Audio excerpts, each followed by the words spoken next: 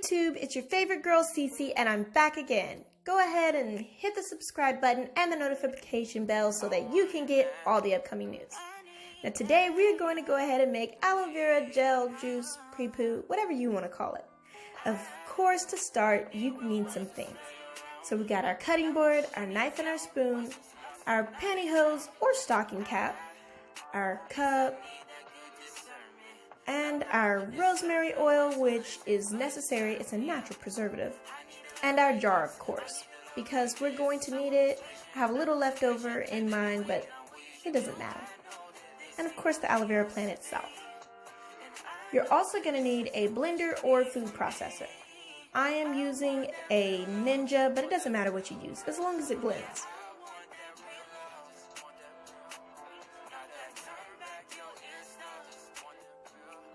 So let's jump right into it. I'm going to start by putting my pantyhose onto my measuring cup because we're going to need it in the later process for straining. Now, as you can see, I'm having a little bit of trouble, but that's okay. That's life. Alrighty, we're all set. Let's get into it.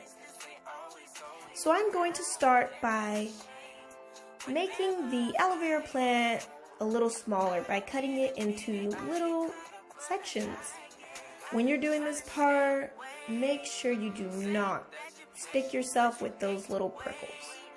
Aloe vera naturally has thorns on the edges, so be watchful. Now I went ahead and removed the end because we don't want those little parts. And then, of course, I'm going to take away the bottom as well.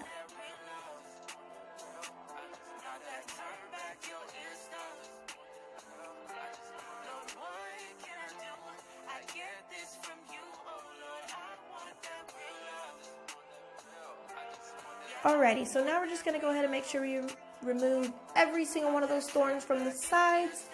And that is good because we do not want to have any troubles while we're trying to cut everything and make our hair stuff. Alrighty, so I go ahead and get even the thinnest piece cut off, but as you can see right there, it's really dark, which is a sign that we do not want it. It's gotten a little too ripe, so we're just going to put it in the trash pile.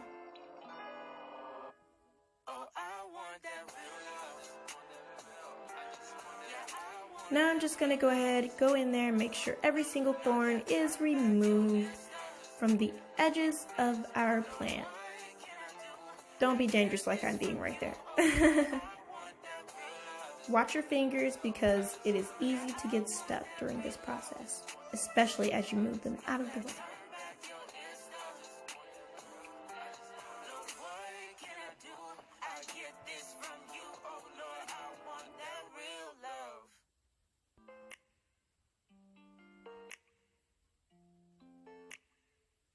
Alrighty, we are on our last piece. Now let's get into the fun part of making aloe vera juice. So before we do it, we got to clean as we go. So let's move all those thorns and pricklies out of the way. Okay, so now to cutting it open. So many people have different methods for doing this, but I'm just taking it, holding it by the top and cutting it straight down the middle. So as you see, remember what I was mentioning earlier about those dark pieces? Yeah, that's a little too brown, which shows it's a little too ripe. See, as you can see in this one, as it gets darker, you can tell it's ripening too much.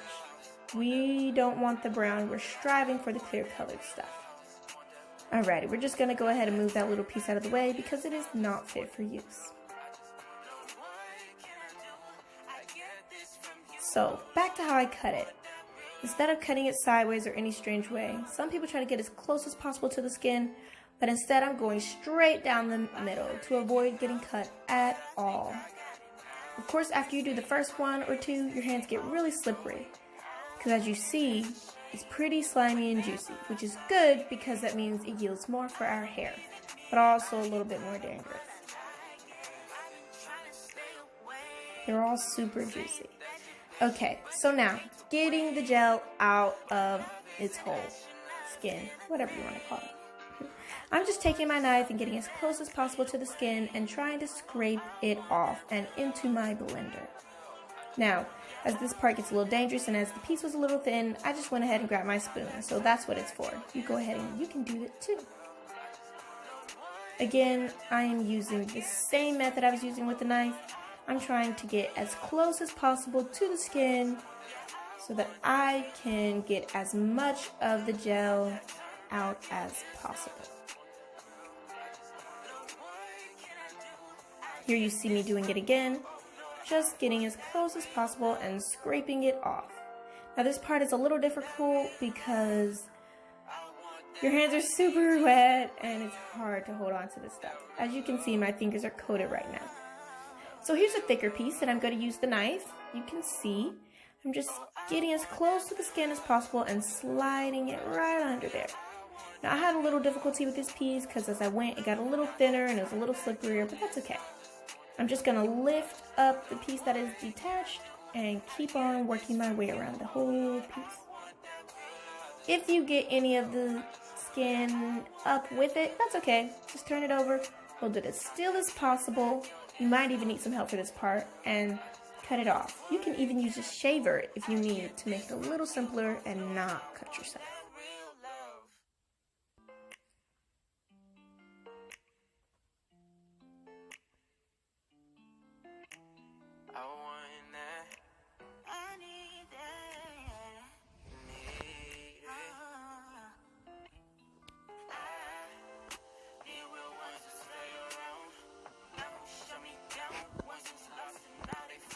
Alrighty, we are all set and ready to blend.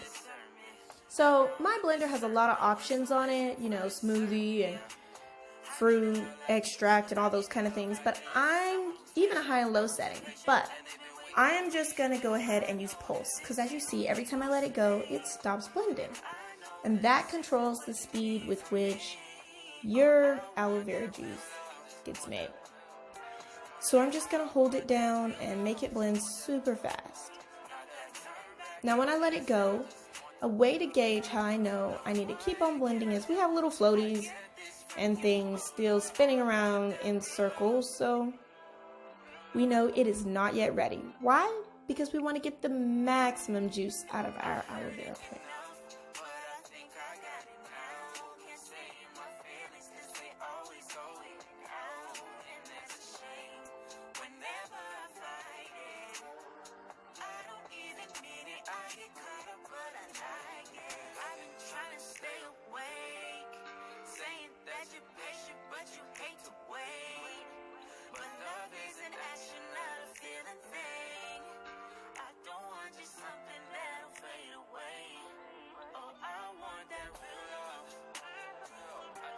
Alrighty, I'm just blending until it turns that foamy white color. Now as you see, there's still a few more floaties around the sides and stuff, so that's how I know it's not yet ready.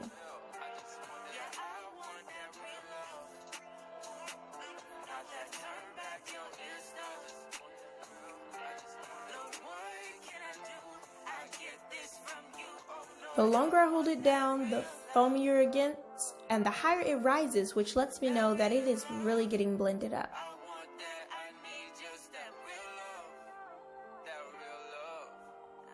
We are nearing the end and done. Alrighty. We are heading over to strain it.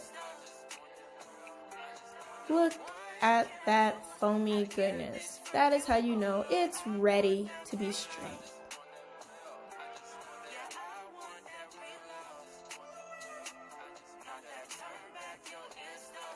So the straining process is not hard.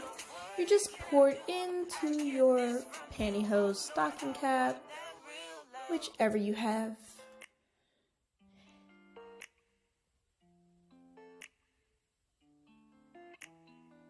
Now you're going to see right here that some juice is already in the measuring cup. That's okay. That's what we expect.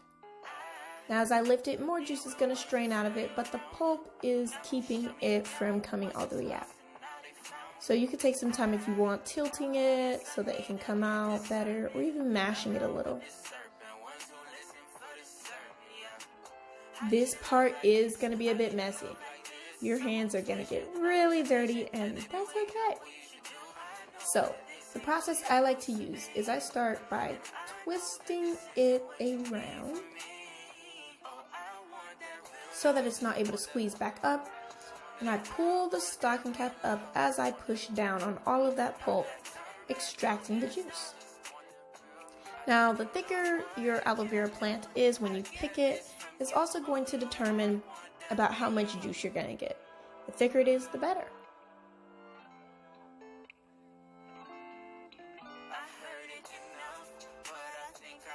I'm just trying to get the maximum juice out of there. And this is a bit of a messy process. As you can see, it's just getting messier and messier. Okay, so take a look at this.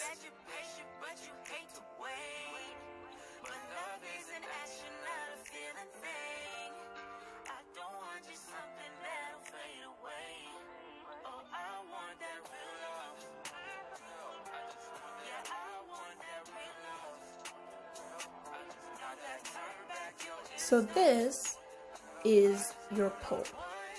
Now some people throw this away, but I don't. I like to keep it because it is really good for your face. Aloe vera is good for a lot of things, especially your skin.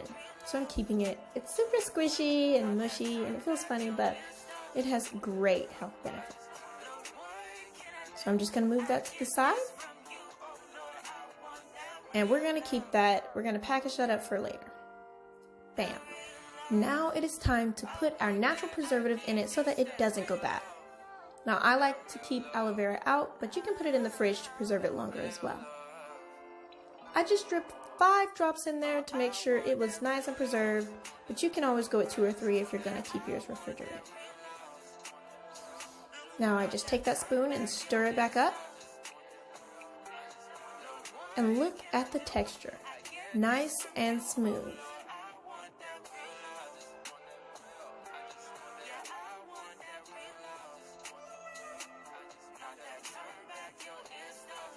Okay, now we're just going to pour it into our jar so that we can be ready to use it on that wash day, which is of course fast approaching. Okay, and we are all done. Look at that juice. Thank you everyone so much for subscribing, watching, and liking, because I'm sure you've done all by now. Thank you so much for taking your time. I hope you enjoyed. Comment what you think and if you like it.